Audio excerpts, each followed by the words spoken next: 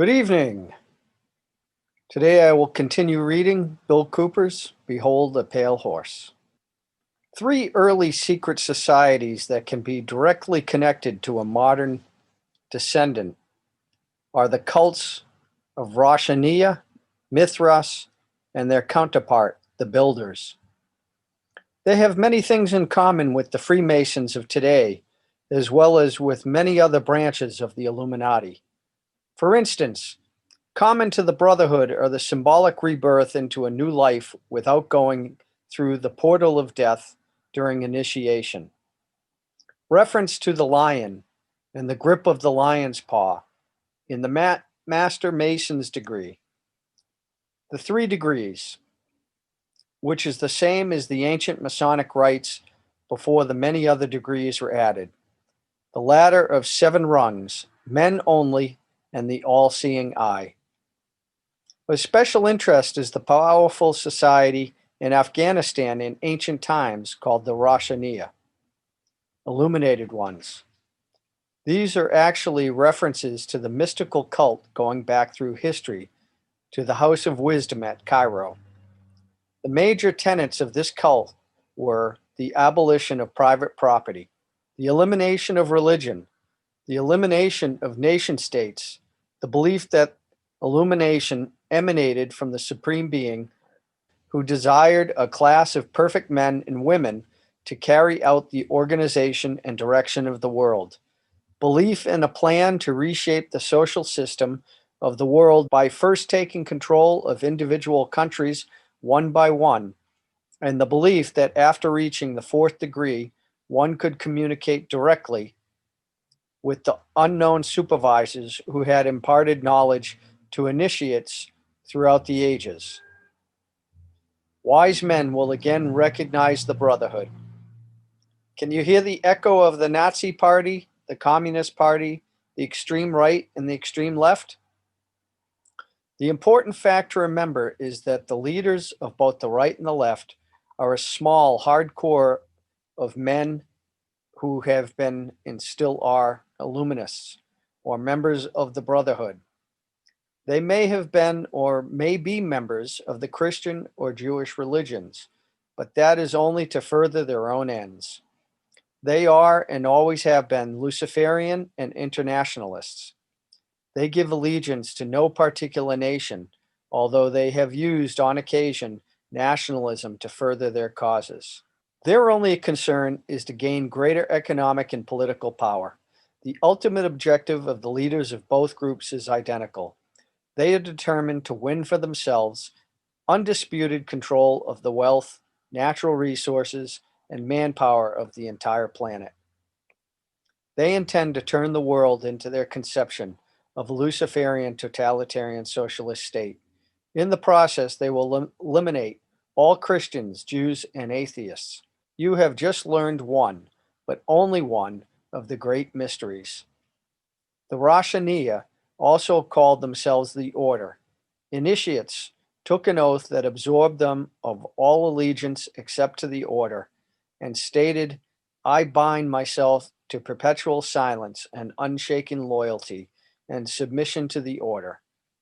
All humanity which cannot identify itself by our secret sign is our lawful prey. The oath remains essentially the same to this day. The secret sign was to pass a hand over the forehead, palm inward. The countersign to hold the ear with the fingers and support the elbow in the cupped hand, in the other cupped hand. Does that sound familiar? No, it doesn't sound familiar to me. Does it sound familiar to you? Not unless you're an umpire or on third base line or a third base baseball coach. Sorry. So, no, it doesn't. All kidding but aside. you have to grab your ear like this. Yeah. Right. And then cup your elbow or something. I'm when he said, does this sound familiar? I'm like, what am I missing? That doesn't sound familiar to me at all. No, it doesn't sound familiar to me at all unless you're a third base coach. The order is in the order of the quest. The cult preached that there was no heaven, no hell, only a spirit state completely different from life as we know it. The spirit could continue to be powerful on earth through a member of the order, but only if the spirit had been itself a member of the order before its death. Thus, members of the order gain power from the spirits of the dead members. The Roshaniya took in travelers as initiates and then sent them on their way to found new chapters of the order. It is believed by some that the assassins were a branch of the Roshaniya. Branches of the Roshaniya, or the illuminated ones, or the Illuminati, existed and still exist everywhere. One of the rules was not to use the same name and never mention the Illuminati. That rule is still in effect today. I believe that it is the breaking of this rule that resulted in Adam Weishaupt's downfall. One of the greatest secrets of the ages is the true story of the Holy Grail, the robe of Jesus, the remains of the cross of crucifixion, and whether Jesus actually died or if he survived and produced a child. Many myths surround the Knights Templar concerning these relics, and most myths throughout history always have at least some basis in fact. If my sources are correct, the Knights Templar survived today as a branch of the Illuminati and guard the relics, which are hidden in a location known only to them. We know that the Templars are Illuminati because the Freemasons absorbed and protected those that escaped persecution of the church in France, just as the Freemasons would absorb and protect Weishaupt's Illuminati centuries later.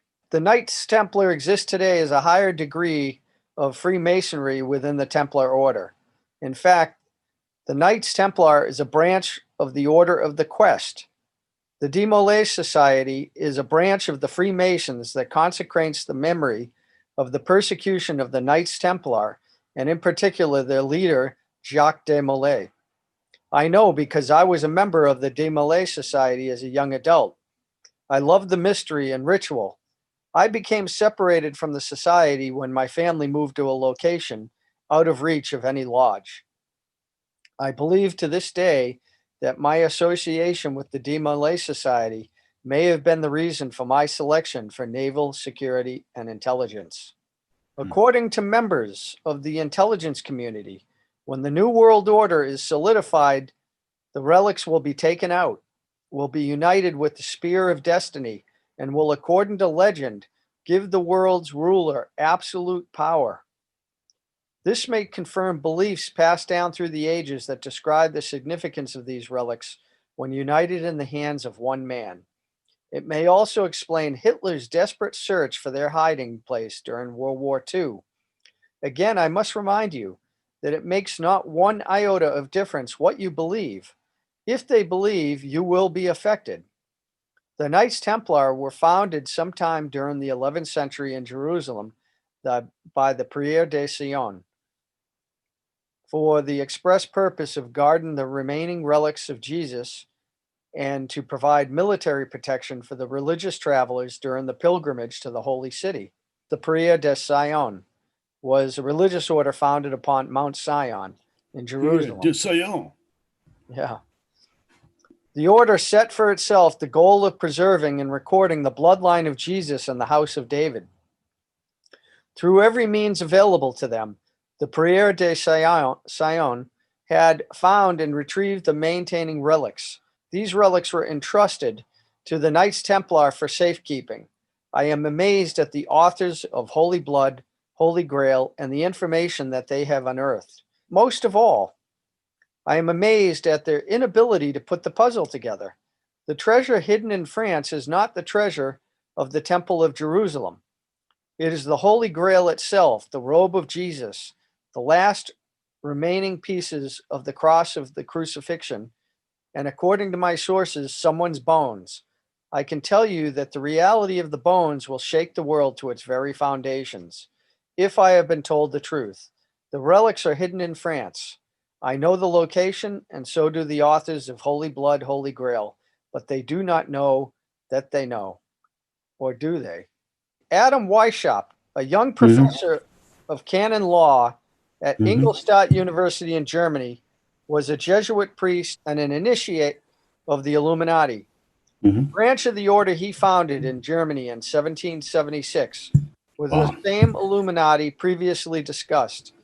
The Jesuit connection is important, as you will later see in this chapter. Researchers agree that he was financed by the House of Rothschild, the same Rothschild family mentioned in Silent Weapons for Quiet Wars. Weishaupt advocated abolition of all ordered national governments, abolition of inheritance, abolition of private property, abolition of patriotism, abolition of the individual home and family life as the cell from which all civilizations have stemmed, and abolition of all religions established and existing, so that the Luciferian ideology of totalitarianism may be imposed on mankind. In Wow. the same year that he founded the Illuminati, he published Wealth of Nations, the book that provided the ideological foundation for capitalism and for the Mm-hmm. Industrial Revolution. It is no accident that the Declaration of Independence was written in the same year. Mm-hmm. On the obverse of the Great Seal of the United States, the wise will recognize the all-seeing eye and other signs of the Brotherhood of the Snake. Every tenet was the same. Date and beliefs confirm that Weishaupt's Illuminati is the same as the Afghan illuminated ones and other cults which call themselves illuminated. Mm-hmm. The Alumbrados of Spain were the same as were the illuminated Guernets of France. Mm-hmm. In the United States, they were known as the Jacobin clubs, secrets within secrets within secrets, but always at the heart is the Brotherhood. I believe that Weishaupt was betrayed and set up for persecution because he ignored the rule that the word Illuminati or the existence of the Brotherhood would never be exposed to public knowledge. Mm-hmm. His exposure and outlawing accomplished several goals in the still hidden and still very powerful Brotherhood. Mm-hmm. It allowed members to debunk claims of its existence on the grounds that the Illuminati had been exposed and outlawed and thus was no longer a reality. Mm-hmm. It allowed members to deny allegations of conspiracy of any kind. The Brotherhood of the Snake is adept at throwing out decoys to keep the dogs at bay. Weishaupt may have been a fool, or he may have been doing exactly what he was told. Weishaupt said, "The great strength of our order lies in its concealment. Let it never appear in its own name, but always covered by another name and another occupation.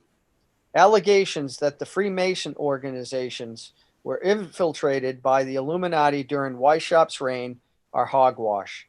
The Freemasons have always contained the core of Illuminati within their ranks, and that is why they so freely and so willingly took in and hid the members of Weishaupt's group. You cannot really believe that the Freemasons, if they were only a simple fraternal organization, would have risked everything, including their very lives, by taking in and hiding outlaws who had been condemned by the monarchies of Europe. It is mainly Freemason authors who have perpetuated the myth that Adam Weishaupt was the founder of the Illuminati and that the Illuminati was destroyed, never to surface again. In 1826, an American Freemason wrote a book revealing Masonic secrets entitled Illustrations of Freemasonry. One of the secrets that he revealed is that the last mystery at the top of the Masonic pyramid is the worship of Lucifer. We have since learned the secret of the story of the murder of Hiram Abiff. Hiram Abiff represents the intelligence, liberty, and truth, and was struck down by a blow to the neck with a ruler, representing the suppression of speech by the church.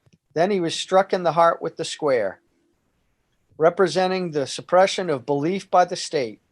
And finally, he was struck on the head by a maul, representing the suppression of intellect by the masses. Freemasonry thus equates the church, the state, and masses with tyranny, intolerance, and ignorance. What Morgan revealed was that the Freemasons were pledged to avenge Hiram Abiff and that their plan was to strike down the church, the state, and the freedom of the masses. Wow. Morgan caused a small uproar against the Masons. The small uproar turned into a full-blown anti-Freemason movement when the author, William Morgan, disappeared. Morgan had apparently been abducted and drowned in Lake Ontario. Wow. It was alleged that fellow Masons had done it, a claim that they deny to this day. Who else would have done it? I believe they murdered him. The newspapers of the time state without reservation that he was murdered by Masons. The oath of initiation into the Freemasons states that if secrets are told, the initiate will be murdered. A nationwide furor ensued that resulted in the creation of an anti-Masonic political party in 1829 by Henry Dana Ward, Thurlow Weed, and William H. Seward. Seward, yep. Interest in several anti-Masonic books were revived during that period, with the result that Freemasonry suffered a severe loss of membership. It lasted only a few years, and by 1840, the anti-Masonic party was extinct. Time really does cure all ills. We know that the British Freemasons are a totally self-serving group that discriminates in favor of its own whenever jobs, promotions, contracts, or careers are concerned. The English Freemason organization was used by the KGB to infiltrate and take over British intelligence. British intelligence is synonymous with Chatham House, more commonly known as the Royal Institute for International Affairs, the parent organization of the Council on Foreign Relations in the United States. The English State Police, Scotland Yard, ordered its personnel not to join the Masons for fear the same would happen to them. Of course, you have been told all your life that the Freemasons are only a benevolent fraternal organization bent only on community service. Read on, O innocent one. Probably the most notorious Freemason lodge is the P2 Lodge in Italy. This group has been implicated in everything from bribery to assassinations. P2 is directly connected to the Vatican, the Knights of Malta, and to the U.S. Central Intelligence Agency. Nice. Powerful and dangerous. The P2 Lodge has succeeded in infiltrating the Vatican and has scored a coup of tremendous significance. The Pope, John Paul II, has lifted the ban against Freemasonry. Many high-level members of the Vatican are now Freemasons. I tell you now that Freemasonry is one of the most wicked and terrible organizations upon this earth. The Masons are major players in the struggle for world domination. The 33rd degree is split into two. One split contains the core of the Luciferian Illuminati, and the other contains those who have no knowledge of it whatsoever. All of the intelligence officers that I worked for while in naval intelligence were Masons. As I stated before, I believe that my association with the Demolay Society as a young adult may have been the reason that I was selected for naval security and intelligence. However, that is only a guess. I had intended to go into great detail linking P2, the Prière de Sion, the Vatican, the CIA, Organizations for United Europe, and the Bilderberger Group. Fortunately, Michael Bagent, Richard Lay, and Henry Leakin beat me to it. I say fortunately because they confirmed my previous allegation that I published in my paper, The Secret Government, that the CIA had plants called moles deep within the Vatican. I do not wish to be called a plagiarist, so you must read Holy Blood, Holy Grail, and the Messianic Legacy, both by Bagent,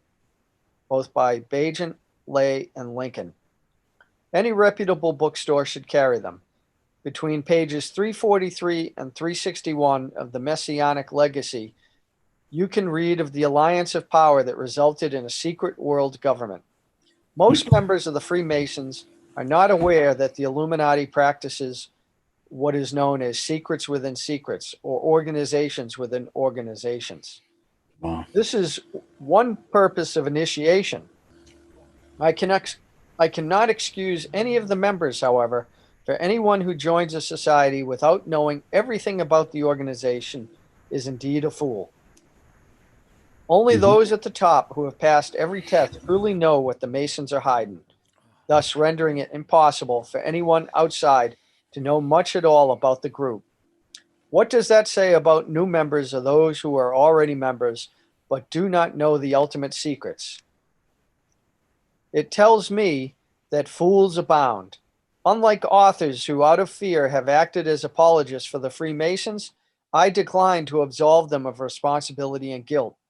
The Freemasons, like everyone else, are responsible for the cleanliness of their home.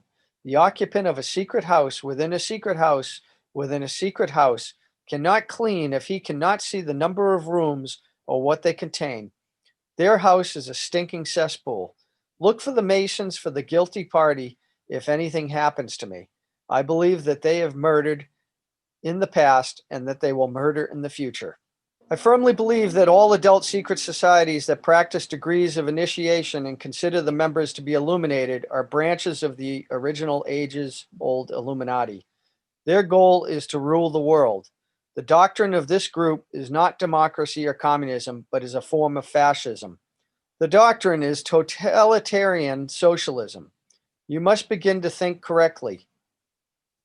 The Illuminati are not communists, but some communists are Illuminati. 1. Monarchism faced democracy in World War I, which resulted in the formation of communism and the League of Nations. 2. Democracy and communism faced fascism in World War II and resulted in a more powerful United Nations. 3. Capitalism now faces communism, and the result will be the New World Order, totalitarian socialism.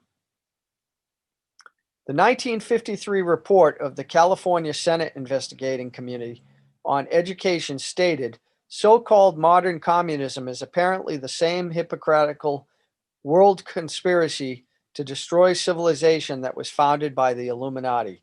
And that raised its head in our colonies here at the critical period before the adoption of our Constitution. The California Senate understood that communism is the work of the Illuminati. They failed to realize that the Council on Foreign Relations and the Trilateral Commission are also the work of the Illuminati. You must begin to think correctly. The enemy is not communism, it is Illuminism. The communists are not going to be much happier with the New World Order than we. I hope to show that most modern secret societies, and especially those that practice degrees of initiation, and that is the key, are really one society with one purpose. You may call them whatever you wish: the Order of the Quest, the Jason Society, the Roshaniya, the Kabbalah, the Knights Templar, the Knights of Malta, the Knights of Columbus, the Jesuits, the Masons, the ancient and mystical order of Rosicrucis, the Illuminati, the Nazi Party, the Communist Party, the executive members of the Council of Foreign Relations, the group, the Brotherhood of the Dragon, the Rosicrucians, the Royal Institute of International Affairs, the Trilateral Commission, the Bilderberger Group, the Open Friendly Secret Society, the Russell Trust, the Skull and Bones, the Scroll and Key, the Order. They are all the same and all work toward the same ultimate goal, a new world order. Many of them, however, disagree on exactly who will rule this new world order, and that is what causes them to sometimes pull in opposite directions, while nevertheless proceeding towards the same goal. The Vatican, for instance, wants the Pope to head the World Coalition. Some want Lord Maitreya to head the New World Order. Lord Maitreya is the frontrunner, I believe, since witnesses say he was present on the ship at Malta with Bush, Gorbachev, and the 10 regional heads of the New World Order. Approximately 200 dignitaries from around the world attended a major conference initiated by Maitreya in London on April 21st and 22nd, 1990. Sorry, can I just say one thing? Yep. They said this is important. You read up a sentence or two earlier. The 10 regional heads. Isn't that funny? Because the book of Revelations talks about the when the Antichrist and the false prophet come to be, right? They talk about the 10 or the 12 kingdoms.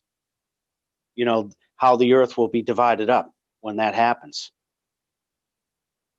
There's sort of a parallel there. It's interesting. So you get one parallel from the book of Revelations, and you get one parallel from this secular source, if you will. Well, just like we talked about Hollywood and people writing books, a lot of people get their source of inspiration from the Bible. Yeah. I just think that if you're talking about the Bible and the book of Revelation in terms of the end times and what's going to happen, that's the biblical view of, the Antichrist and the false prophet coming on the scene and running the world under one, auspices, or one under one roof, so to speak. And but to put it in secular terms, that corresponds to the New World Order, which is what's being talked here, right? So they're one and the same.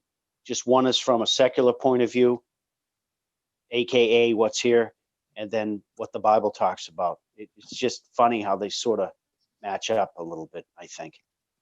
Yeah, I think I think you'll see a lot of that.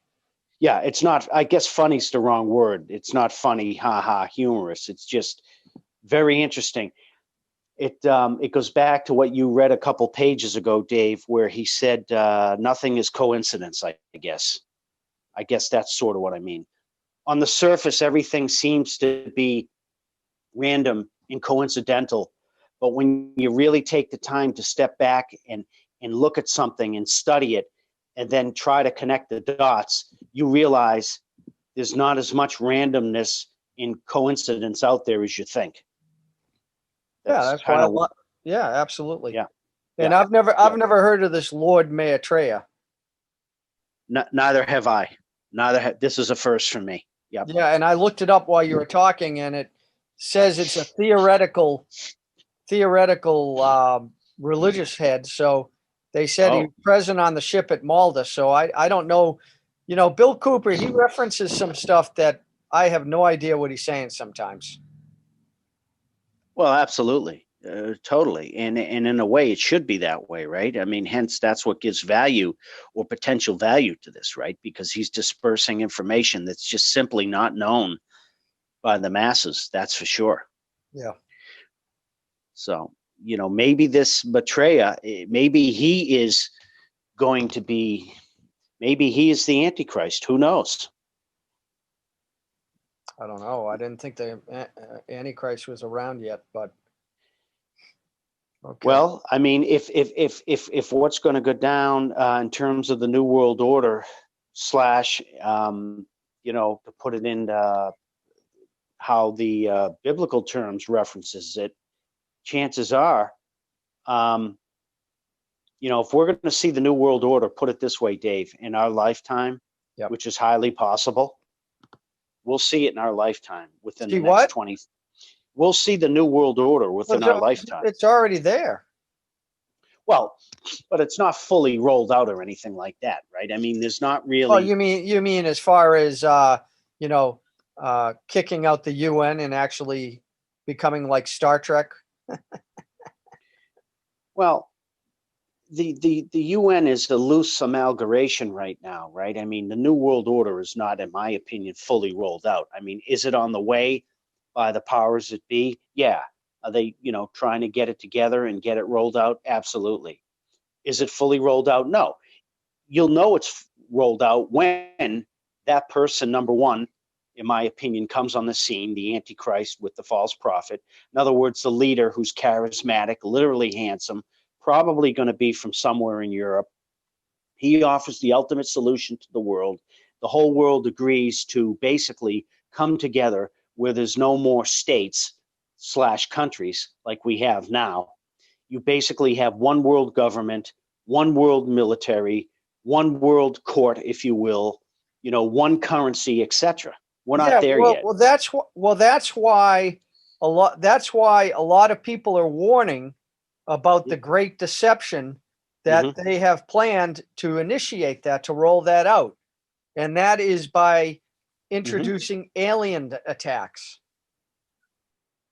Because they believe that by introducing Uh-huh.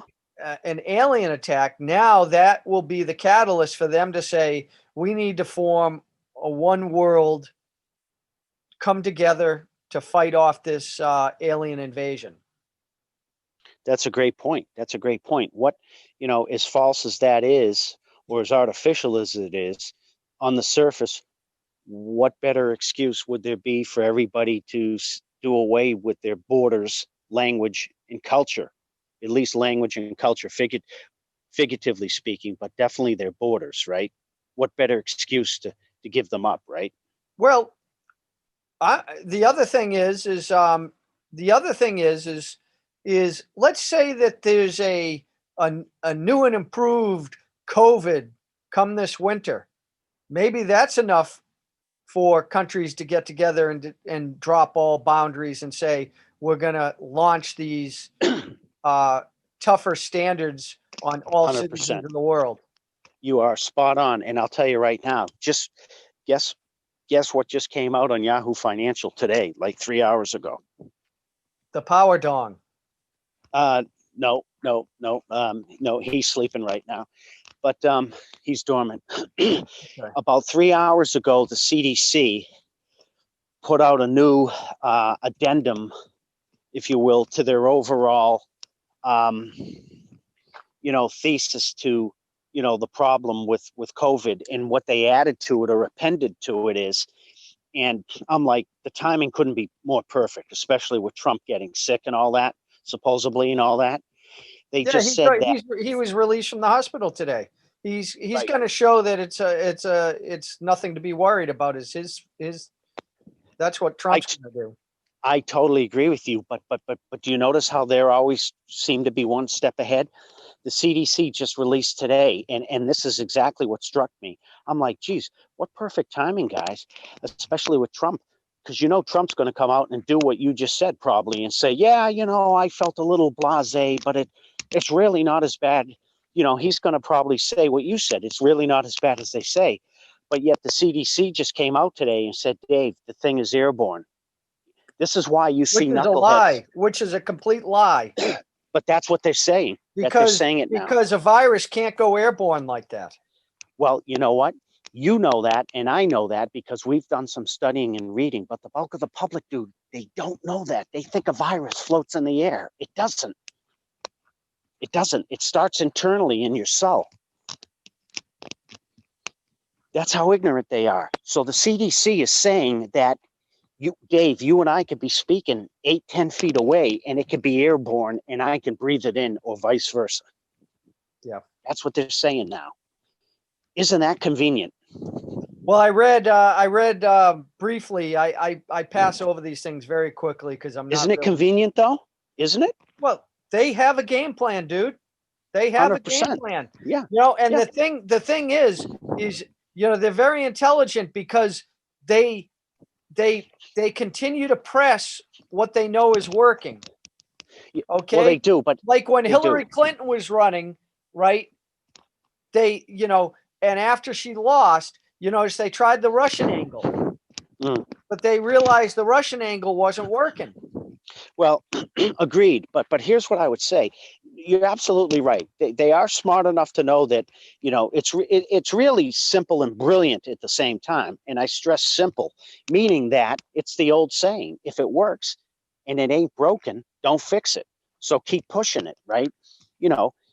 It's an ancient, fable or whatever saying, right? So and they're living by it, like you say. But what astounds me and what amazes me is that the bulk of the public, I mean, we have Google. That's what fear will do. In reality, most Americans aren't afraid of the Russians.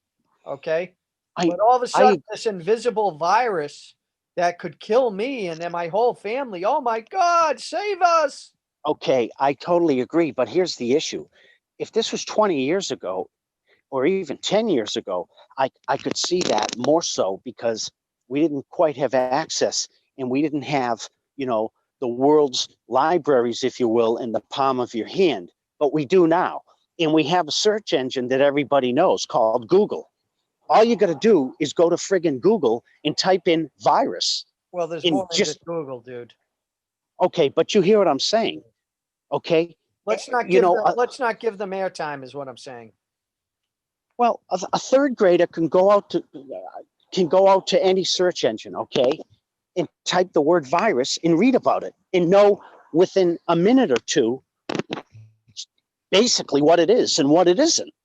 Yet the bulk of the public hasn't seemed to have done that. But they can go out to Facebook for hours, but they can't look up virus. That's what astounds me. I don't think that they would. I don't think a lot of people would understood what's on those things. Well, then I guess I actually looked up something online, and yeah. and it was a website. It's like Science for Dummies or whatever. So those things are popping up now. I noticed one of those, and I read it, and it was like Good. it had the coloring and like the font that a child would use, but it wasn't written for a child. Right. Right. But my overall point is, again, how hard is it to look it up? You know, a friggin' dictionary, anything. You know. Well, why do I need to look it up when the news is telling me it's dangerous and wear my mask? There you go. There you go. Listen, the answer is get rid of your freaking TV. Yes. It's that simple. Yeah. Yeah. Now, I'm going to be very interested if he brings up TVs at all being some sort of mind control unit. So, all right. That's a good point. So go on. I didn't mean to interrupt, but those things just cropped up. Okay. Representatives of governments, including the USA, members of royal families, religious leaders, and journalists, all of whom had met with Maitreya, previously attended the conference. Quote from Prophecy Watch, column of Whole Wheat, number 8, Minneapolis. Someone has also spent an awful lot of money announcing his presence. The Pope will have to approve him if Maitreya is selected, however, and that would fulfill the Bible prophecy in the Book of Revelation that states that the first beast will be giving his power by Rome. If you can interpret Revelation as I can, then you know that the Pope will ultimately win out and will reign as the second beast. Did you know that? Yeah, I mean, what he's saying is that the Pope is going to be quite potentially the false prophet backing the Antichrist. Yeah, I did know that. Yeah. Well, we didn't talk about that. Now, well, the Bible doesn't say that it's going to be the Pope, as far as I know. But yeah, I knew that from somewhere. I don't remember where. I don't think the Book of Revelation references it. I don't think it does. Right? We just finished it. Right? Does it? Doesn't reference the Pope. References the beast, but even that section that we read about what does it mean didn't talk about the Pope. I don't think. No, it doesn't talk about the Pope, but it clearly references two figures. It references the Antichrist and the false prophet, and it uses those two terms. It clearly references them both. Now, there are some people that believe that the false prophet could be the Pope. Absolutely. Yeah, but this is talking about the beast.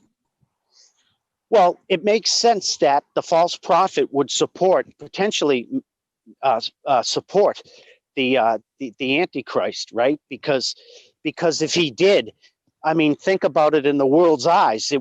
Think of how credible it would appear to be. Well, right? the beast is not the same thing as the Antichrist or the false prophet.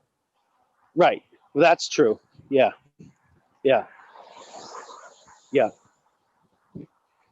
What is the beast? What is it? Go back and watch our videos. Yeah. Right.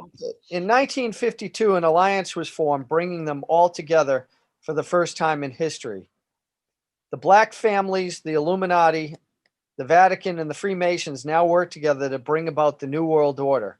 All will protect their innocence and will do everything within their power to destroy anyone who suggests otherwise. I will undoubtedly become a target when this book is published. You may notice that some of those listed in the preceding paragraphs do not, or so it appears, practice degrees of initiation. That is the public view. Look at the Council on Foreign Relations. Many members, in fact, the majority, never serve on the executive committees. They never go through any initiation of any kind.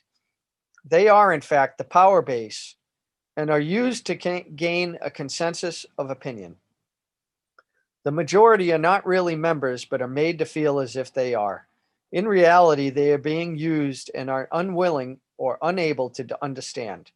The executive committee is an inner core of intimate associates, members of a secret society called the Order of the Quest, also known as the Jason Society, devoted to a common purpose. The members are an outer circle on whom the inner core acts by personal persuasion, patronage, and social pressure. That is how they bought Henry Kissinger.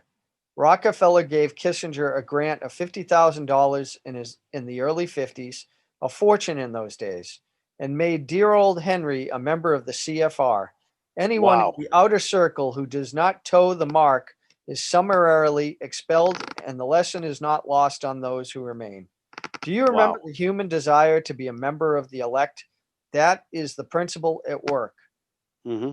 The real power are men who always recruited without exception from the secret societies of Harvard and Yale, known Hmm. as the Skull and Bones and the Scroll and Key. You know Both, those cats. yep, George Bush is part of them. so they say, Yep. as is the goofball who is the senator from Massachusetts there who ran for president, John Kerry. Oh, Kerry. Yeah, he's probably a skull and bones goon too. Yeah, I think Yep. he went to Harvard or Yale, one of the two. Harvard, or Yale. Never heard of it. Yeah. Both societies are secret branches, also called the Brotherhood of Death, of what is otherwise historically known as the Illuminati. They are connected to parent organizations in England, the group of Oxford University and especially All Souls College, and Germany, the Thule Society, also called the Brotherhood of Death. I learned this when I was with Naval Intelligence. I was not able to explain why some members of the executive committee were not listed under the addresses of Chapter 322 of the Skull and Bone Society until I read The Wise Men by Walter Isaacson and Evan Thomas, Simon Schuster. Under illustration number 9 in the center of the book, you will find the caption, "Love It with the Yale Unit," above far right and on the beach. His initiation into Skull and Bones came at an airbase near Dunkirk. I have found that members of those two societies were chosen on an ongoing basis by invitation based upon merit post college and were not confined to only Harvard or Yale attendees. Only members of the order are initiated into the Order of the Quest, the Jason Society that makes up the executive members of the Council on Foreign Relations, and in fact, the Trilateral Commission as well. The executive members of the Council on Foreign Relations are the real elect in this country. George Bush is a member of the order. Surprised? You shouldn't be. His father was also a member who helped finance Hitler. It is important that you God. know, well, you know that. Yeah, I knew that, but still, it's just astounding to hear it. It just is, you know. Well, You got two presidents that served us, and yet they connect back to Hitler. I mean, the bulk of the public doesn't know that, dude. I did a video way. on it that's Yep. tied to the War is a Racket video, and it covers that. It is important that you know that the members of the order take an oath that absolves them from any allegiance to any nation or king or government or constitution. And Yep. that includes the negating of any subsequent oath of allegiance for which they may be required to take. They swear allegiance only to the order and its goal of a new world order.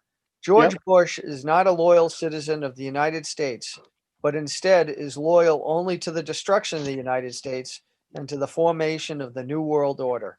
Wow. According to the oath Bush took when he was initiated into Skull and Bones, his oath of office as President of the United States remains nothing.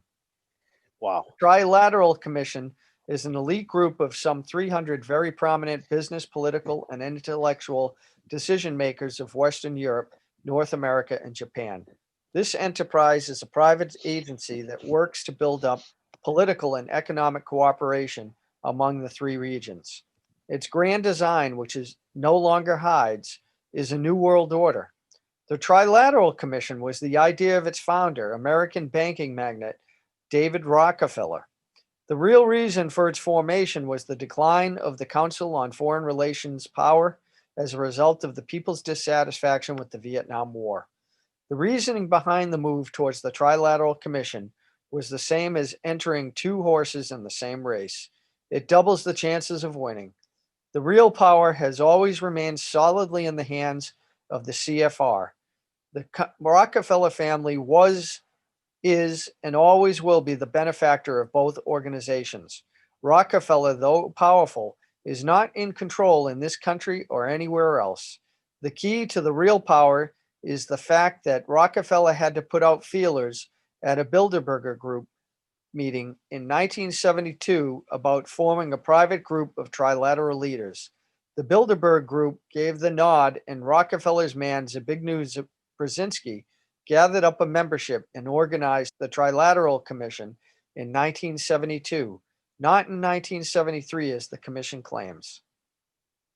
A key to the danger presented by the Trilateral Commission is its seminal piece, written for them by Harvard professor Samuel P. Huntington in the mid-70s. In the paper, Professor Huntington recommended that democracy and economic development be discarded as outdated ideas. He wrote as co-author of the book Crises and Democracy. We have come to recognize that there are potential desirable limits to economic growth. There are also potentially desirable limits to the indefinite extension of political democracy.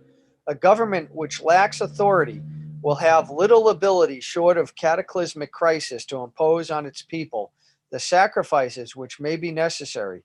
The crises and sacrifices he talks about will be discussed in a later chapter. Remember that George Bush was a member of the Trilateral Commission and only resigned as an expediency to get elected. He believes wholeheartedly in the commission and its ideas and ideals. We have elected a president who believes that democracy and economic development must be discarded. I tell you now that he is working towards that end. Bush is still a member of the order and the CFR. The Jason Society, or Jason Scholars, take its name from the story of Jason and the Golden Fleece, and it is a branch of the Order of the Quest, one of the highest degrees in the Illuminati. The Golden Fleece takes on the role of truth to Jason members. Jason represents the search for the truth. Therefore, the name Jason Society denotes a group of men who are engaged in a search for the truth. The name Jason is spelled with capital letters when used as the name of the Jason Society. Lowercase letters are never used when referring to this secret group. Bill Cooper's note: the name may even have a deeper meaning, as the name Jason and the Golden Fleece appear throughout history in relation to various other secret societies. In these instances, the story represents man looking for himself. Wow, this just gets juicier and heavier, doesn't it? Yeah, I think I'm going to end it there because I don't see any end in sight. Yeah. But you know, he just keeps building up and giving you more and more, don't you think? Well, to be quite honest with you, none of this I think so. None of this surprises me. I mean, this is just the way man has always been. It's always about cliques. It's always about inner circles, communities that you can rely upon and trust on. Because the one thing that we know is that you always say is man is a beast. So Agreed. So you're not going to trust a million people. You're going to trust your inner circle who have proven themselves to be reliable. That's true. And when they become not reliable, you get rid of them. Because it comes down to your very survival at that point. Having that inner circle as you describe, and then wanting to basically take over, rule the world, and control everybody. It's a big difference. Well, I'm not naive. Isn't. No, there is in my mind. Absolutely. There is huge difference. It's a different scale. Okay. If you're it is a different scale. If you're Jeff Bezos, it's not that hard to fathom. or a George Bush. These are people who have are exposed to things, Dan, that we will never see or imagine. They look at the rest of us as a nuisance. And if you ain't in the club, then you have no value to them. Yeah, well, I often wonder why the United States didn't try to do what China did and enact a one-child policy, because Well, that's one way to cut down your population in a couple generations. well, I agree, but here's the thing. I mean, China, you could do it a lot more easily, right? You've got the communist, you got the CCP, the Chinese Communist Party. At the end of the day, running the show. I mean, to do that in supposedly a free society that's democratic and has a constitution, What are you that talking is so about? All you have to do is cut it's off so diametrically opposed. bullshit. You cut off welfare, and all of a sudden the number of kids drops drastically. Well, that's a good point. That's a good point. Yeah, I mean, okay, No, so kill the entire. They just direct them to the abortion clinic, which they're Well, in favor of anyways. I guess what I was referring to was before the entitlement programs came out, they really didn't come out until the 60s or so with Johnson, right? I mean, you had some, I guess, as far back as Roosevelt, starting with Social Security. But I don't think they really took full bore till the 60s. So I was thinking mainly before the 60s, but you're right. When you say population control, I guess it would have been the 60s or after, right? Because that's when the population really started to get big here, right? I guess, right? So, All right, dude. Well, thanks for joining me. And the next time, if you don't cough, then I'll let you read. okay. Thank you. I appreciate that. All right. Have a good one. All right. Cheers. Good night.